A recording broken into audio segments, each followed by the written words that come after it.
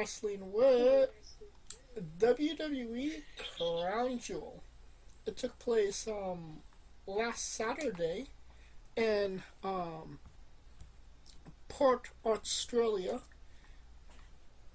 in the country of Australia, in Western Australia to be exact. Took place at the RAC Center. Don't have attendance though, but yeah. If I'm being completely honest, going into the show, I didn't necessarily have a lot of expectations. It did kind of just seem like a throwaway, considering that WrestlePalooza, and then obviously Survivor Series is coming up next month, and nothing was really up for on the line. It was these Crown Jewel championships that nobody really. I say Crown Jewel championships. I should say the Saudi Arabia championships that nobody really gives a fuck about.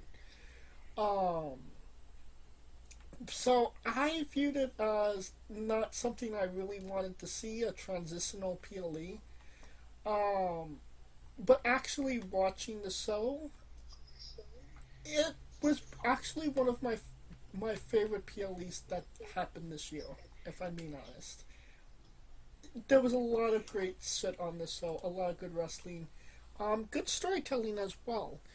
Um, and a couple of unexpected moments as well. So honestly, everything really clicked and worked for me when it came to this five match card. What say you, Kaliko? I mean, yeah. I mean, like I said, I mean, people can hate the fact that they don't, the through Raw to SmackDown, they may not click, but when these PLEs hit, they like on it. They on it because they give them time to breathe, right? Um, and to do their thing. So, yeah, I mean, some of the things that were there, obviously the Crown Jewel Championship matches were rather inconsequential, but the other three matches that had the stories in them actually mattered, right? And it showed that it mattered.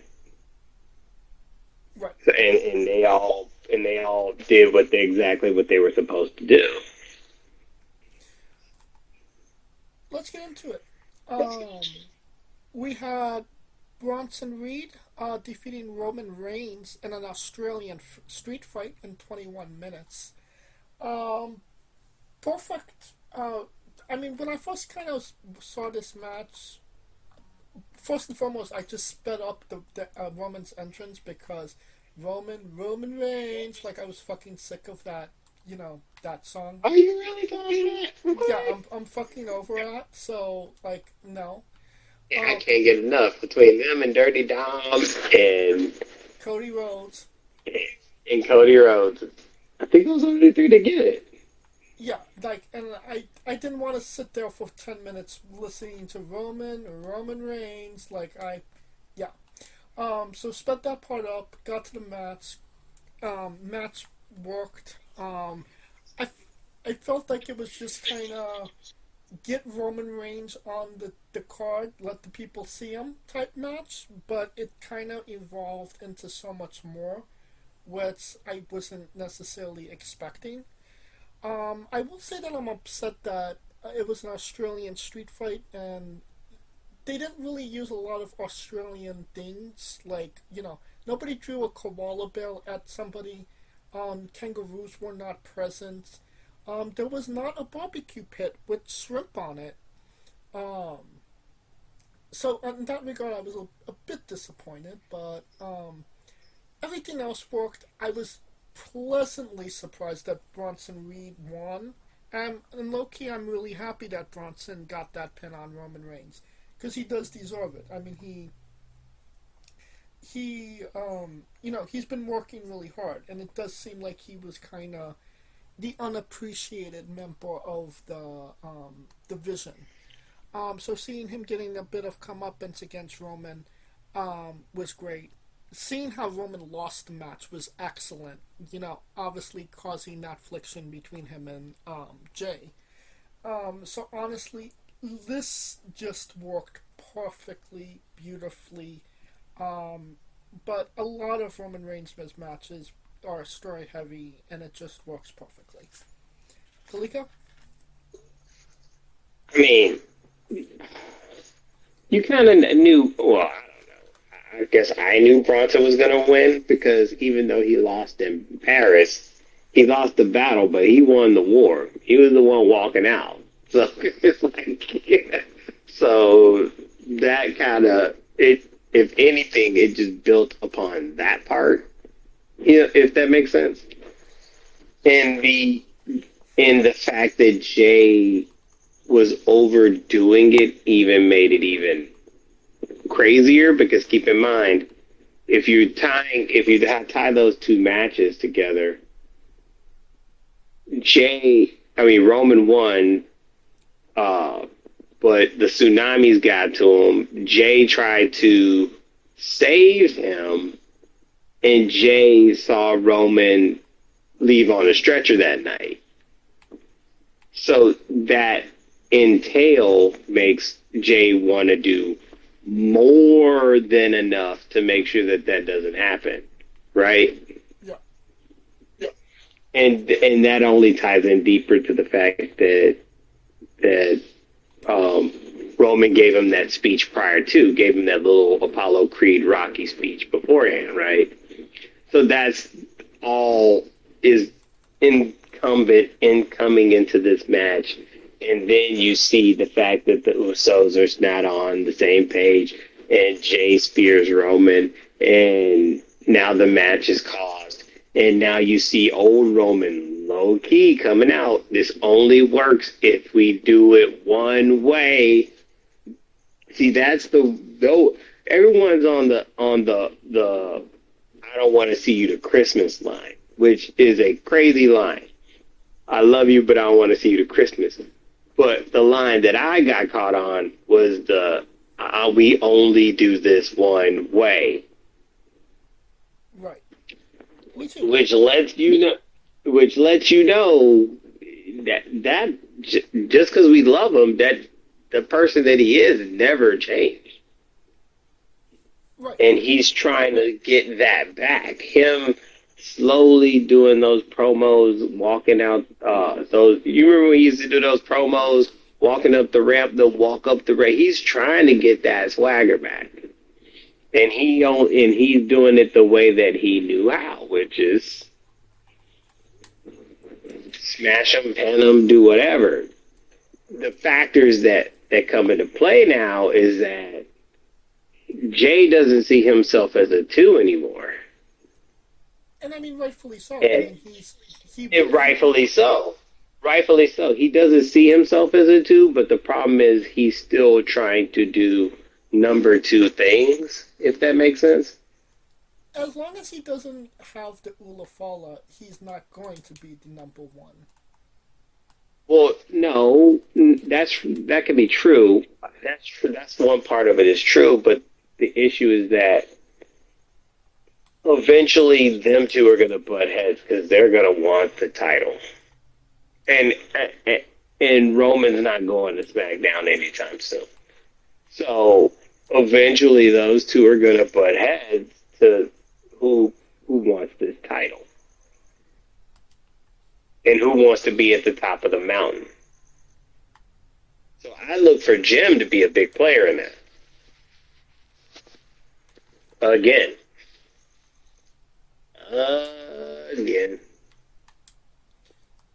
So, that being said, what what rating do you give this?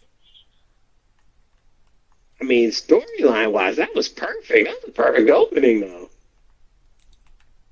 I To mean, get people hooked in on to get people hooked on the story part of it. so I mean, five. To me, it was a five. Full disclaimer: there's going to be a couple fives on it. trying to look for a reason not to give it a 5, honestly. And the only thing that I could really say that, sucked about it was the Roman Reigns, which I But spent that's your only. That's the only thing. that would be the only thing that I would reject giving it a 5 Hater. for. But Hater. like I said, I spit it Hater. up, so yeah, let's go with a 5.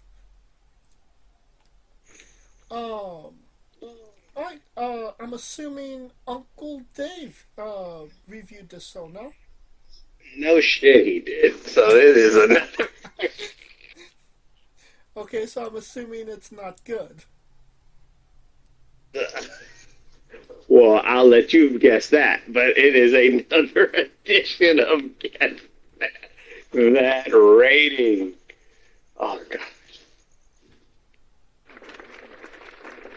So, Delayed, but still there. delayed but still there. Sorry. So you said you gave it a what? Oh, I gave it 5, I you said gave it 5. Um, now Uncle Dave okay, so it's in person okay, on a Saturday so in the morning. in the morning, that's right, it's in the morning. Okay, and it's also not a day where AEW is performing as well, so he's in a bad mood. He hasn't masturbated that whole day. Um, so it does have hardcore elements to it. 3.25,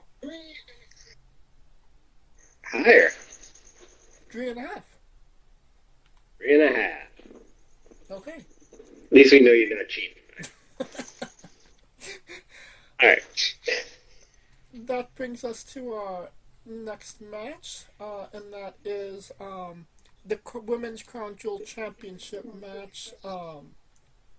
Women's heavyweight, world heavyweight champion Stephanie Vacour, La Primera, defeated WWE Women's Champion Tiffany Stratton in 10 minutes and 5 seconds. The match seemed like it was a lot longer than it was. Um, that being said, I thought it was absolute cinema.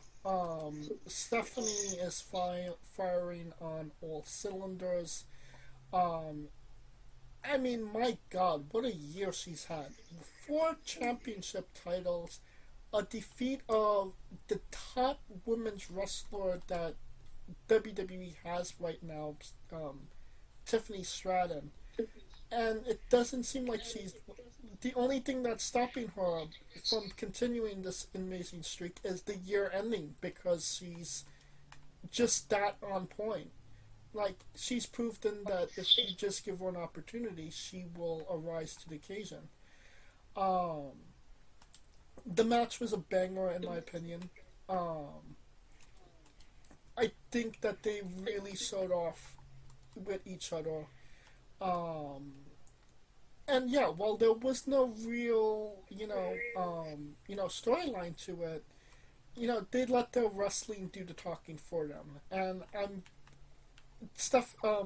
Tiffany, held her own against Stephanie, and they had a really good match between two wrestlers. Um, I had no issues and problems with it. What say you, Kaliko? Stephanie won, so I'm happy. I'll drink her bout. This whole You're doing the But yeah. yeah. Oh yeah. But anyways, but yeah, it just accentuates the year that she had. Now keep in mind, she's had this hell of a year, and it makes me wonder what would have happened if she faced Naomi at Clash in Paris. I mean, that's a good question. That's the biggest what if, because I told you when we were saying on the pre-air that Naomi was slated for a hell of a run with that title. And Unfortunately. Tiffany, I mean not Tiffany, but Stephanie's year would not be Stephanie's year without that happening. With that being said, though, the right woman won because Tiffany really doesn't need it. Um, No, if you look at her resume, who she fought this year, that in itself speaks for it. And you need something with Stephanie to show that she's not just here. She's here for a long time, not a good time. So, um, yeah, right person won. I'm happy with it. They both showed each other off. It's just going to be interesting to see. Well, it's interesting to see where they're pushing her now. With the judge, her slowly getting pushed with the Judgment Day, and how they're trying to yank her shine. So it's the right people. She's getting the right people to feud with.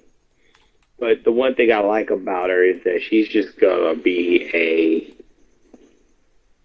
You can tell like she's a just no nonsense. Once that bell rings, my foot's in your ass type of chick.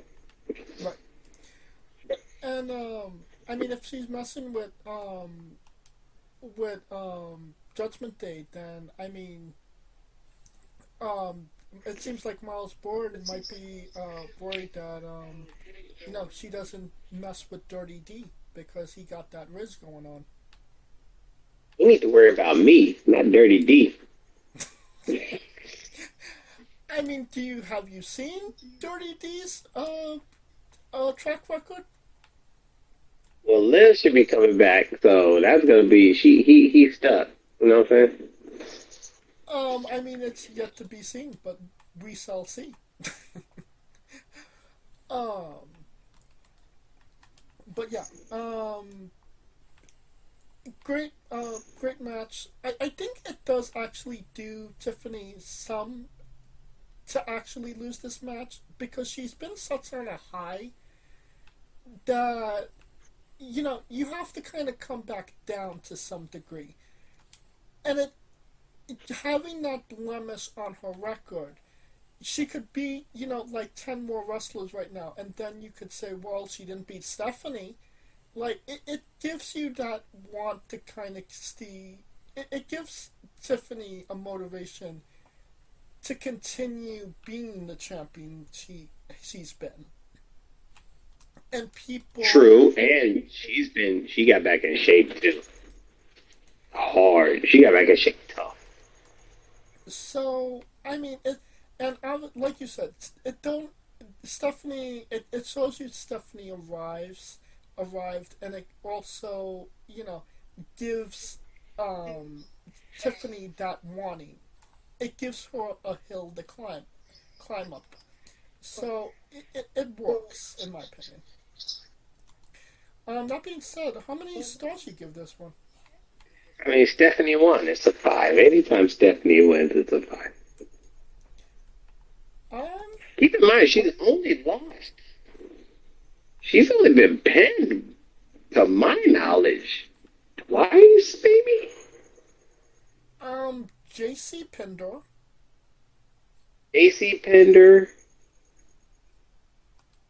I want to say Roxanne Pender.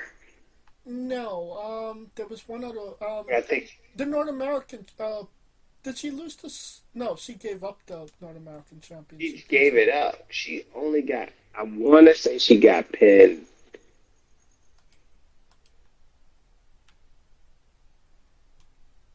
But I mean, yeah,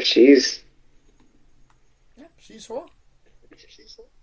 she is her. But Big Primera. I think she's only been pinned once or twice, which is great. That's a crazy record. And He's on a Gunther tax.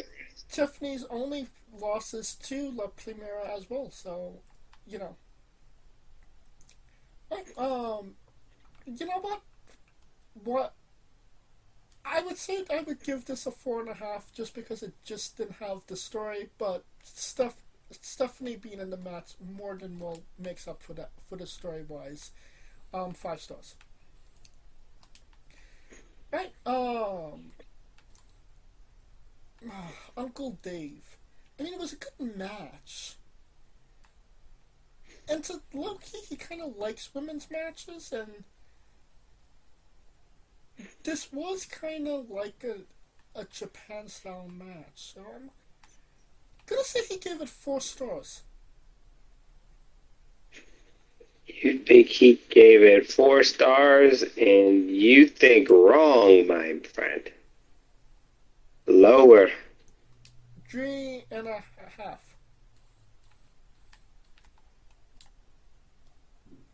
Lower, my friend. Three? 3.25. 3.25. Damn. I'm like, who the fuck? Alright. Who would have thought? Who would have thought? Next, next match, John Cena defeated. That's right. Well, yeah, that's the only time she lost. Damn. She lost the Money in the Bank and the JCJ. That's it. But Money in the, you don't necessarily have to count Money in the Bank because she didn't get paid. Oh, never mind, Bliss.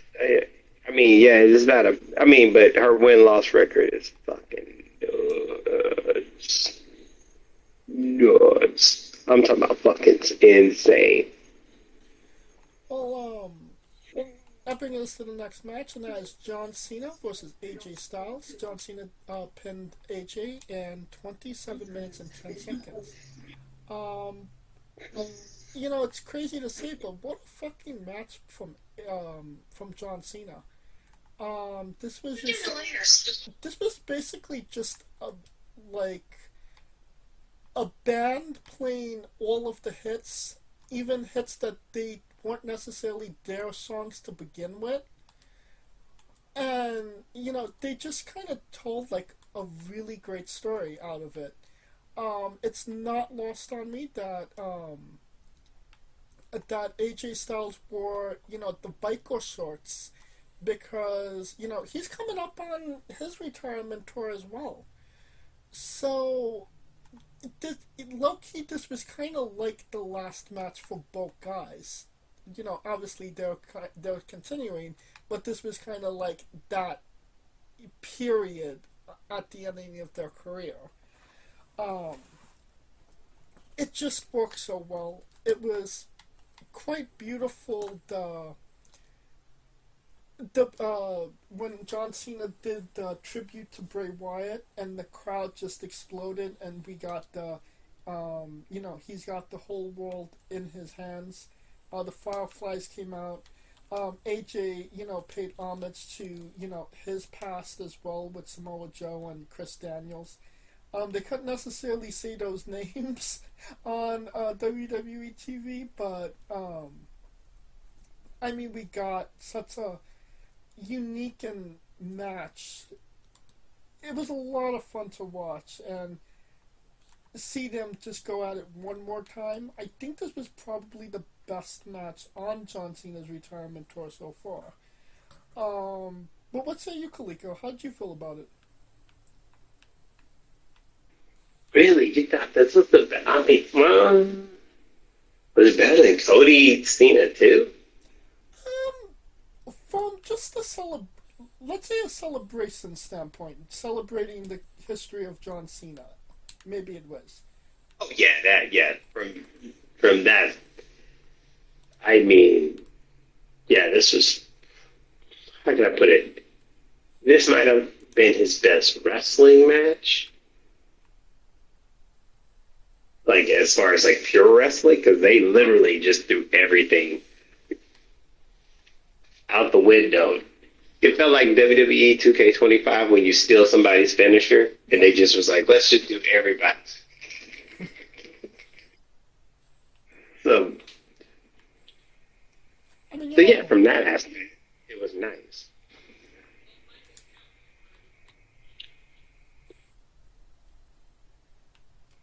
And yeah, so I mean, with that being, yeah, this was probably their best. Their best. I think this is probably their best match since SummerSlam against each other. yeah, I'm partial to the I'm partial to the SummerSlam match, but SummerSlam 2016. SummerSlam 2016 was just nuts because that was like AJ arriving. Right. Um, I still, but as far as this match, yeah, this match they just gave it everything they had, and you could just tell it was. I mean, they just put it all out there. They threw it all out there. I mean, even the intro, they threw it all out there. Oh yeah. So I mean, yeah, this could be the match of the year. Hmm. It could be. I mean, to me, let me see. Cena, Styles, EO, and Secure. EO's triple threat. Yeah, it's up there.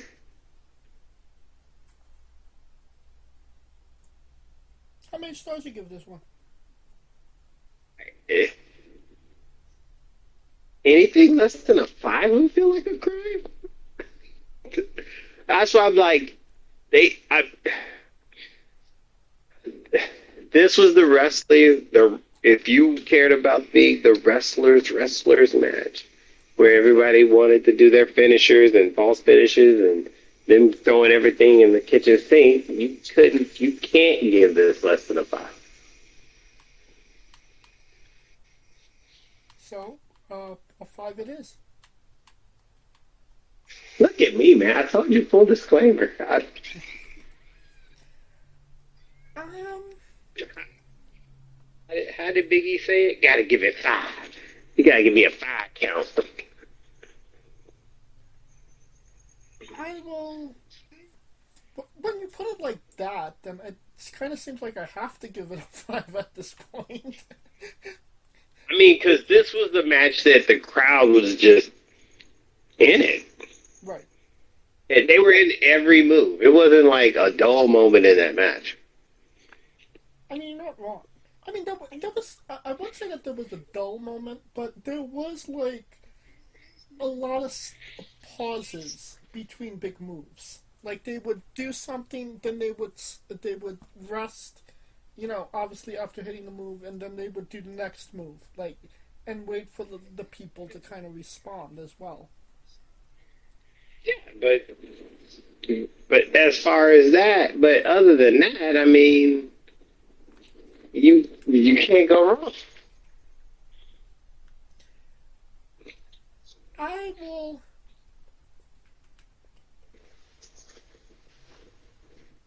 I will give it a. Do I have? Yeah. No, I'll give it Look five. at you. Look at you say fuck it. Give me the five. Fuck it, five. All right.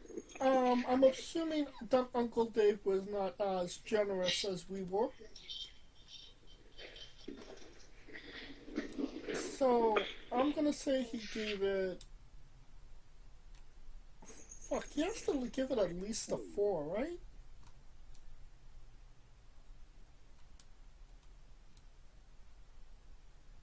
Kaliko?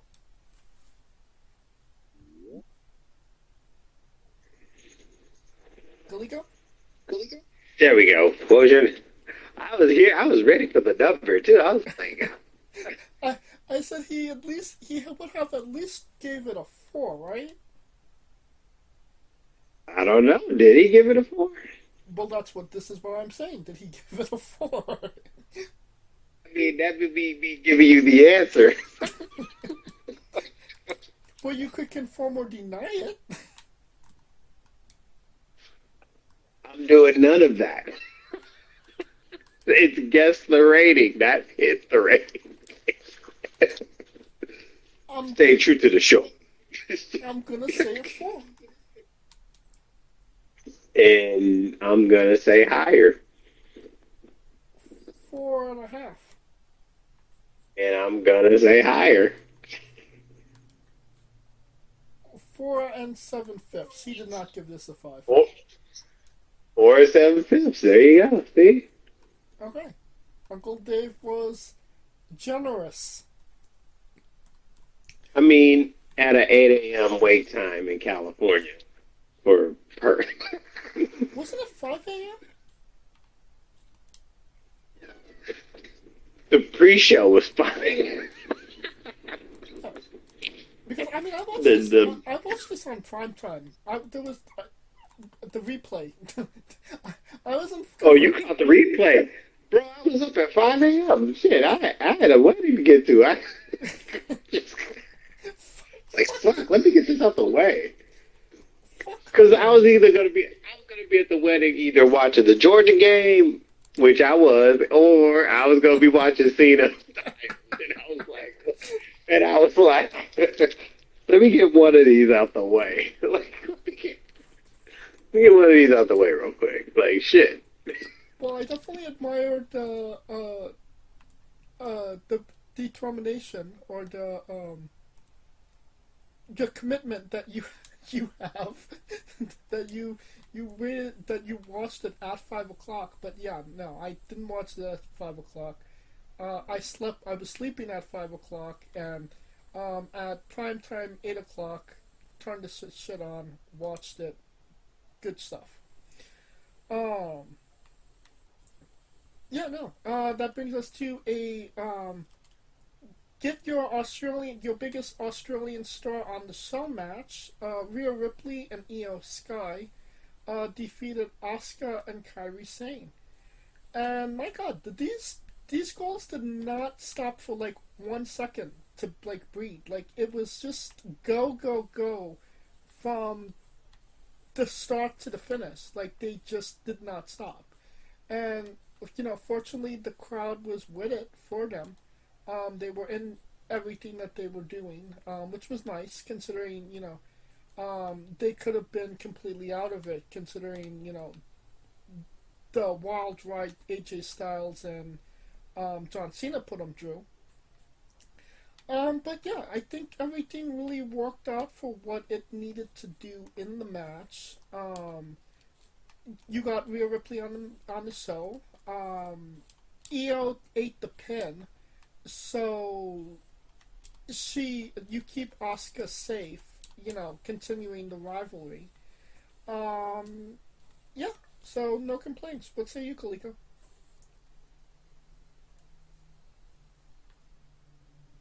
Yeah. Did we lose Kaliko? No, you didn't lose me. I was trying to say it was go go go because of the simple fact that they all didn't like each other. Oh, this has been a brewing fight from the jump. So the story in itself shows you. Yeah. So it was. I just like the way that they built it up to like, oh, when they get their hands on each other, it's just gonna be 0 to 100, and that's exactly what we got. 0 to 100, real quick, but and it just shows, and it also just showed it showed the side of Oscar I wish they had a show like 6 years ago. To be quite honest, In what way? I don't know. I always thought Oscar was built when she first got into NXT as this unbeatable, as the unbeatable person, but I just wish they had gave her that when it was time to face Charlotte. Because to me, I mean, she's done everything, but that her facing Charlotte and that to me was kind of like a down point for her. Even though she bounced back from it, it's just she never really got a chance to be like this aggressive. Like she's been aggressive, but this is the aggressiveness that we've been. This is damn near Kana Asuka. Like, so so that's what I'm saying. Like that's the aggressiveness that what I was looking for. But I thought Io Sky won. Yeah, Io and Rhea won. Okay, yeah. So, but it also because now with Io and Rhea winning, it makes Asuka look like she just wanted to beat them so bad, and she's just like abusing Kyrie like it's nobody's business because she just wants to get over on the fact that she felt betrayed. And Kyrie is To the just fact dealing that with Stockholm syndrome, honestly. oh my god, I mean, damn near Munchausen syndrome, but there's a because like he'll slap the shit out of her and then be like, "Oh no, no, baby, no, no, no, no." But I just like that. I like that from Asuka I because mean, to me, it this adds is a new layer I to just like this is. Asuka. You say what? It adds a new layer to Asuka, and because it's Asuka, you know that it's going to be fantastic because Asuka always does great shit. You know what I mean? I mean, because Asuka, because no matter what, I mean, I've never seen. Well, she's never. Well, she's been in a little bit of a comedy skit between her and Io, but other than that, Asuka is that motherfucker ain't taking shit from nobody. And I honestly think, I mean, Kyrie's gonna hang on for the long haul, and eventually she's gonna turn. But I need to see Asuka versus Rhea, and I need Asuka to get over because that was another thing with Asuka not getting over Rhea at Mania. Yeah. Io being the only Japanese woman star to win a WrestleMania event. It's a lot of layers with that, and I felt like Asuka would have been the one like breaking those doors and being that barrier. I just want to see Asuka dominate again. I ain't gonna lie to you. I don't know if I will That get. been that been need to dominate. I don't know if I will get Asuka with another title run, but as long as she's like fucking people up and laughing about it, like what she's doing right now with Rhea and Io, I'm happy. I just like seeing Asuka on my TV screen because she always delivers really good, you know, not just matches but storytelling as well. I personally disagree. I think we are gonna see Asuka with a title once again Ooh, because I think she's that damn good. She's too undeniable. She's too forceful to not be noticed and not be acknowledged. well, I mean, if you want, if if you want somebody to take the belt off of, Stephanie, as strong as Stephanie is as a wrestler, she's very composed, and Asuka is chaos. So I could actually see Asuka getting the better of, Stephanie, just because she knows how to create chaos to draw Stephanie off her game. You know what I mean? Well, She's organized chaos. Right. So I mean, I mean, kind of make a point there, but I could see her winning it, but I don't see her beating a Stephanie. I personally see her because all this is just keeping Io from the title, and I think Io's going to eventually get the title back one eventually. But I could see Asuka being the one to take it from Io because Asuka needs it. The same way when Asuka lost to Charlotte at Mania, they had a rematch later, and I was like, Asuka needs to win it because she needs it. She needs it more than Charlotte, and she got the dub. I could easily make that same case for Asuka because Asuka needs it to show that one, she's still a player in this game, and two, that she ain't going nowhere. oh, I don't think anybody ever thought that Asuka was going anymore.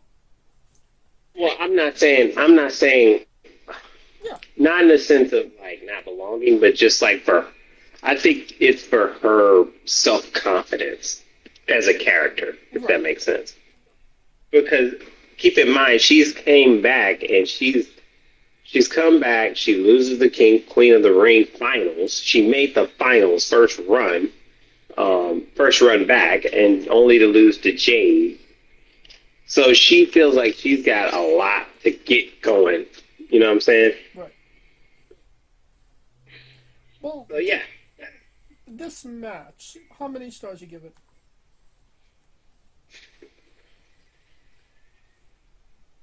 Damn. I feel bad because I'm like, why do I not want to give this a 5? I get it. Like, fuck it, 5. They cooked this match. I'm sorry. They cooked in Perth.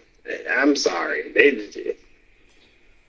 Well, People gonna be mad. They cooked in Perth. Fuck that. Okay, so I'll say this: the wrestling was on point. I don't think I saw any botches. The story was there, and the ending made sense. So I can't necessarily be mad. So yeah, I'll be generous and give it 5 as well. That's the thing. Everything that ended in Perth made total effing sense. Right. Like, what you can't say is that this show did not. What you cannot say is that this show insulted your intelligence. Oh, definitely not. Alright, Uncle Dave. Ding, ding, ding, ding. Uncle Dizzle in the hizzle. 2.5. Higher. 3.25. Higher. 3.5. 4.25. 4.25. Really? Okay, Uncle Dave cooking. I'm telling you, Perth. This might have been their best show, top to bottom. I agree. Because it made sense. just because it made sense, it's a fucking win. I agree. Um. Okay. The last match, the men's crown jewel championship. Seth freaking Rollins defeated Cody fucking Rhodes to win the crown jewel championship in 29 minutes 40 seconds.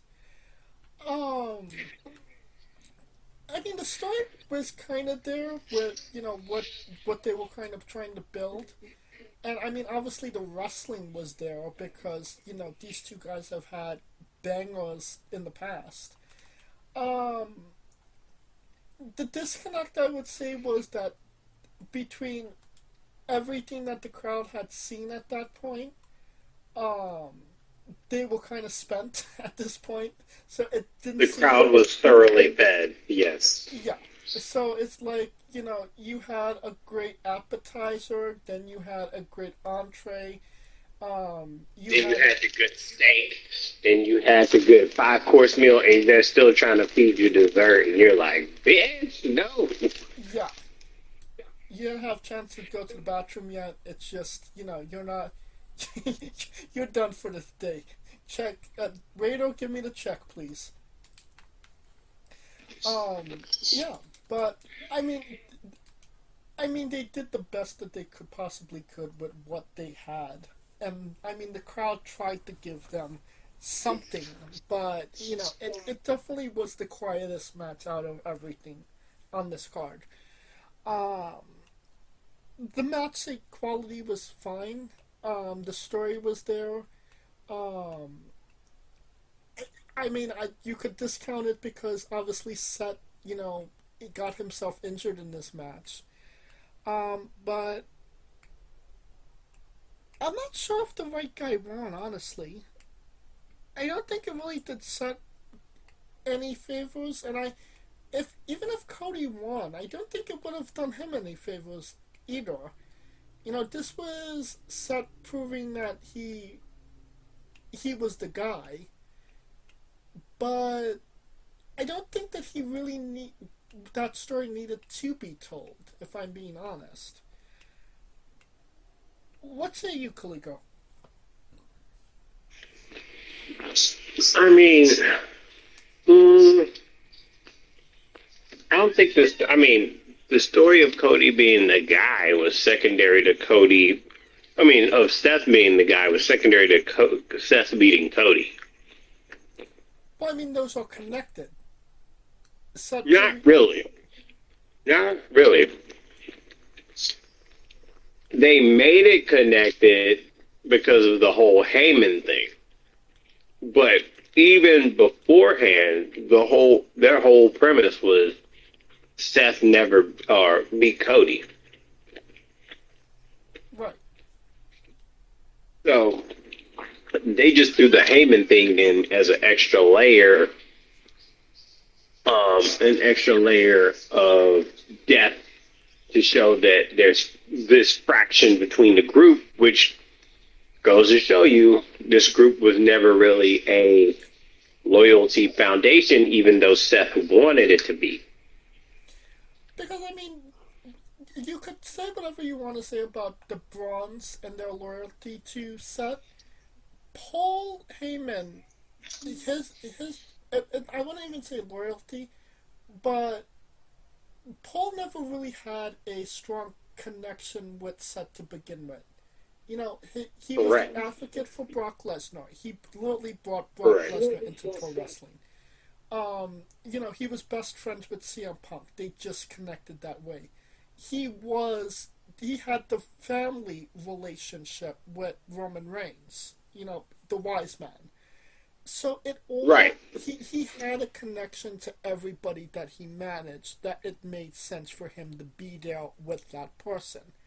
There was no Right. connection between Seth Rollins and Paul Heyman. But it was always established that it never was meant to be a connection, is that it was always business, and that's what I was harking on earlier.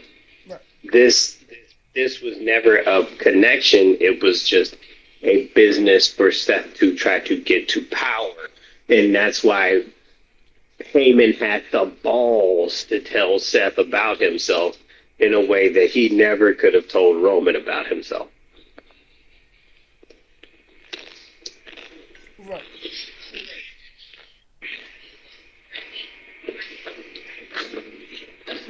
So he tested his manhood and he got the win. And there's no honor amongst thieves. Because he came out mad braggadocious. Got humbled real quick. That he did. And that makes total sense when you look at who's been carrying the brunt of the Vision's work while Seth was busy with Punk and AJ. Von Draco. See? So if you look at it from a microcosm, it makes sense. Oh yeah.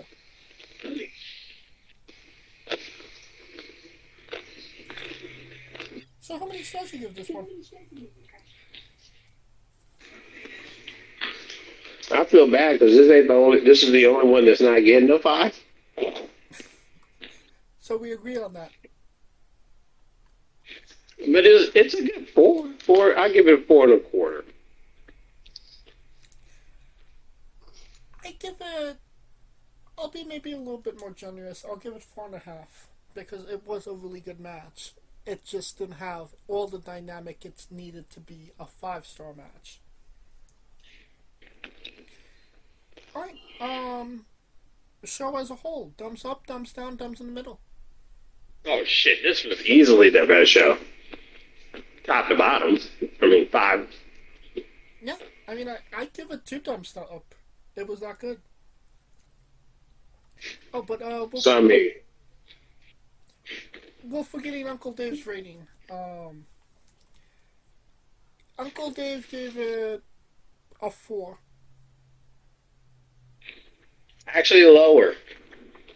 3.5? Higher. 3 and 7/5. 7.5. Yep. I hate that 7.5, but here we go. Alright. Yeah. So thumbs up for you, thumbs up for me. We're all happy for Crown Jewel. All right. I know it only makes me wonder what's going to happen with Survivor Series, but that Yeah, that's kind of already. I want to say it went. I don't want to say it went to shit quickly because Seth Rollins got injured, but it definitely got shaken up quite substantially. I think it's just a bunch of dysfunctional MFers. I actually like the fact that it's a bunch of broken groups trying to figure it out. Because everyone has their own reason to go their own way and to have be loyal to their own faculties. Right. And like I said, no honor amongst thieves. All right. That will conclude our coverage of WWE Crown Jewel. Hey, folks, this is the Colossal Mike Law, and you are listening to Wrestling with Entertainment. Enjoy the show. Support these guys. We appreciate it very much. We'll see you at ringside.